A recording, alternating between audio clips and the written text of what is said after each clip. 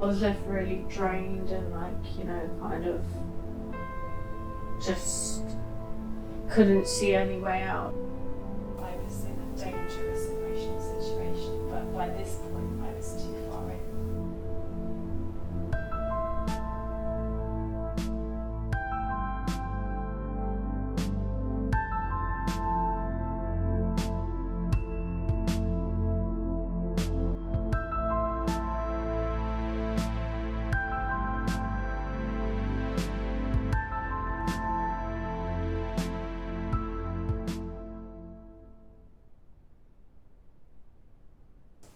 There was a night and he was really paranoid and he was on drugs.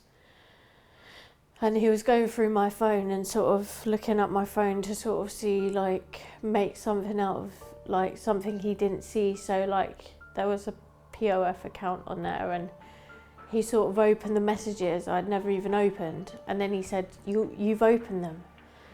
And I was like, I haven't. And I started to feel like maybe I did. Because I felt kind of crazy and maybe I had opened them without realising. Maybe I'd had one too many drinks or, I didn't actually know what happened. And I was sitting there thinking, am I crazy? And then he just started to, be physically violent towards me. And I remember him pinning me down by my neck and trying to strangle me.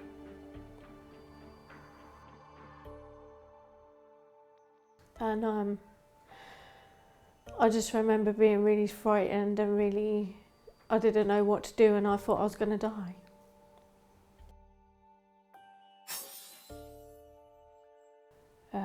Basically I picked up a fish lamp and I picked it up and I threw it at him. And he started to scream and tell me that I was mad, I was crazy because I was the abuser and I've done all this to him.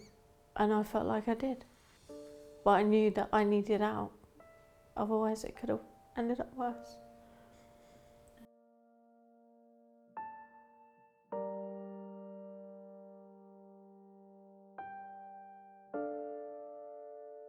One day he decided to turn up to my date with somebody else, with a view to having a group sex. And it wasn't, and it was just, and I reacted badly to that because I'd been looking forward to seeing him for a while, and I wanted to see him alone on the Valentine's Day. Not only had he turned up to my date with his primary partner, he called her, but back at the house was another woman who was staying with him. He started saying, "Why are you upset? Wasn't it a nice surprise?" He called me uncouth just for crying. He said I'd ruined his other relationships.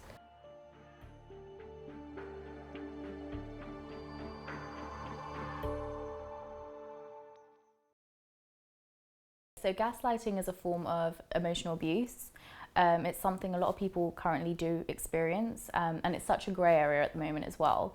So sometimes it can just be linked to signs or a sense of feeling that you feel, such as being confused or feeling quite isolated in the relationship. Sly manipulation, so they almost potentially make you feel as though they're being really they're comforting in you. They're really trying to kind of bring you in. They love you so much. They're only doing this because they really care about you, when in fact, actually, no, they're controlling you. They're manipulating you. They're making you believe that you can't live a life without them.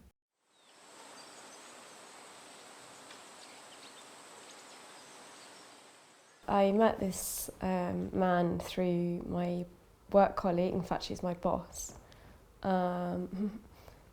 And I got home from work one night to see a WhatsApp message from her asking if I wanted to meet one of her friends. I'd heard her talk about this particular friend before and this polyamorous older man, and I have to admit, when he started talking to me, I was hooked. So I agreed to go on this date with him, and I was blown away. I mean, his personality, and I was thinking, what's the catch? Well, obviously the catch is that he's polyamorous, but I thought, well, as long as I just keep it together and just don't expect too much, it should be fine.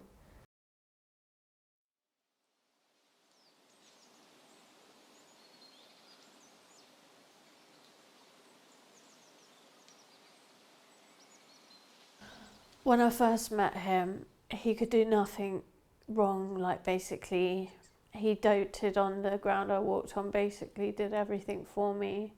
There was nothing he couldn't do for me. He just couldn't do enough. He basically love bombed me. Loads of texts, you're beautiful, you're so pretty, I love you constantly, like, and I'd never had that before, so it was like probably nice to have the attention, I suppose. It was okay for the first 6 months, and then the cracks started to really show.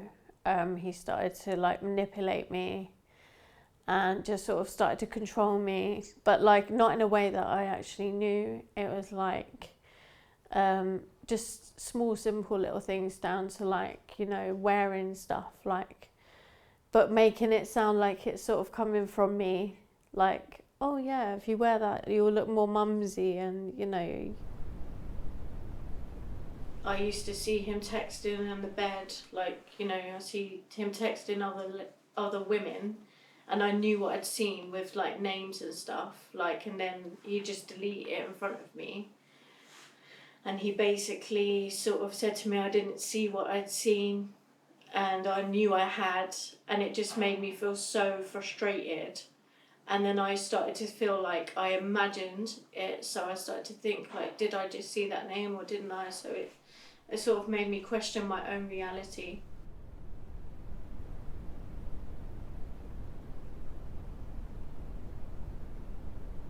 There's a reason as to why people tend to gaslight, and a lot of that is just down to control, being manipulative towards a person because they enjoy potentially even seeing that person being quite dependent on them. And they use this to their advantage, which is obviously a really nasty, toxic tendency, and can often be really unhealthy for that dynamic. Person who is, under the influence of a gaslighter could potentially feel really confused. They could find it really difficult to kind of say no to that gaslighter or make decisions for themselves that might normally have come like naturally to them. It can just be feeling empty inside, feeling anxious a lot of the time within that dynamic of relationship, and also just feel as though they're being really controlled by their behaviour and tendencies as well.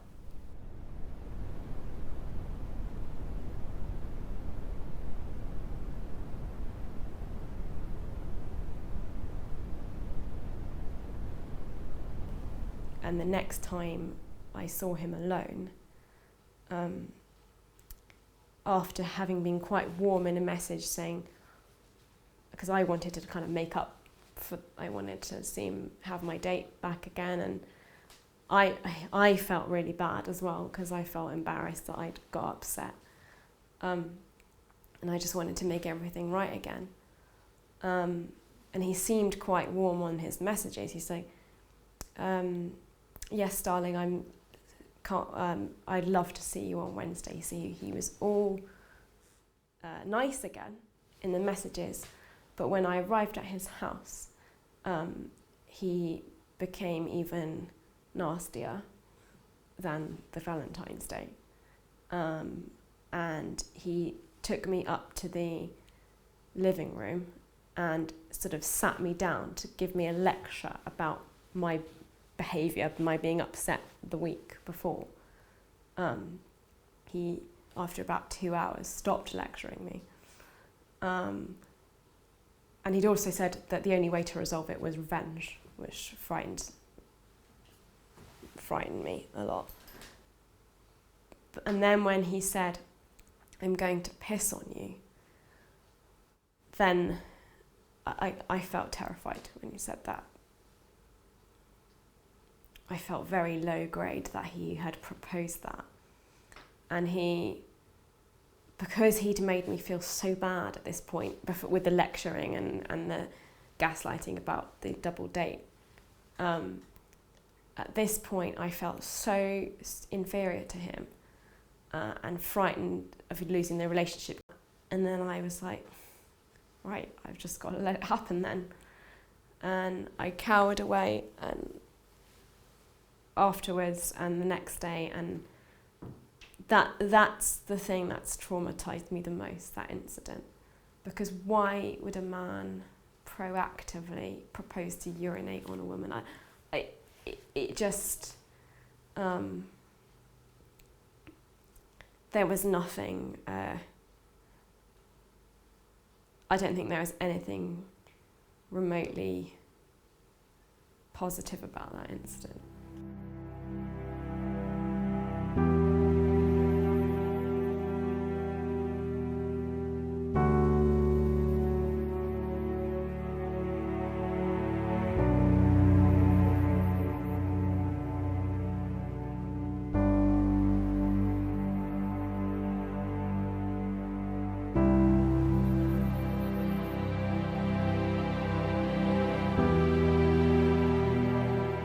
I haven't realised until quite recently. I've been having counselling since sort of May, June, and it's a specialist trauma counselling for victims of narcissistic abuse, gaslighting, and it's helped me see what his behaviour for what it is. In terms of emotional future and healing, that's a different story, but the counselling at least has educated me as to what's been done to me, and that you know, to take away the guilt that he made me feel. When I first left my ex-partner, it was really difficult. Like, day-to-day life was so hard. Like, I was really depressed and down, and I couldn't, you know, essentially get up sometimes, and I was left really drained and, like, you know, kind of just couldn't see any way out. I got with my partner that I'm with now about 2 years after I split up with my ex-partner.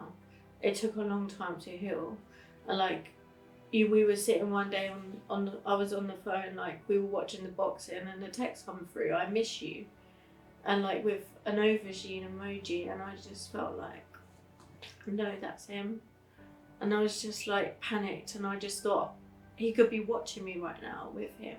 You know, it just really scary. Like, yeah, nightmares I used to have. And I used to sleep, I know it sounds stupid, with a hammer under my pillow just in case, like, he'd ever come back. I felt addicted to, like, bettering my life, so turning it all around and putting this negative into some sort of positivity.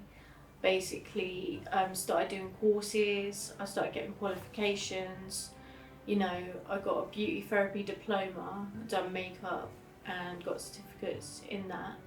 So I excelled at that, and then I sort of started wanting to do like counselling. So I've just completed a course in counselling, and I'm just waiting to go on another course at the minute. But I really want to mentor and help ladies that have been, you know, abused by their ex-partners or partners. I think for the victim, it's just really important to know that they are a strong human being and that actually there is support around them. I think it's really important to understand that a lot of people go through this, and that does not make it okay, and it is an it's emotionally taxing, draining, and really hard. So I think to seek support when you do get an inkling that something doesn't feel right.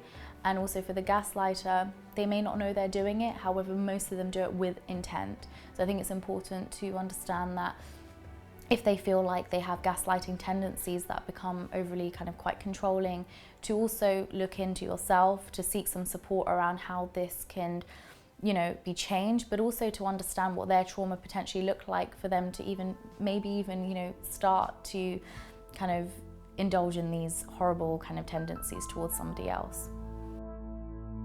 I know how impossible it feels.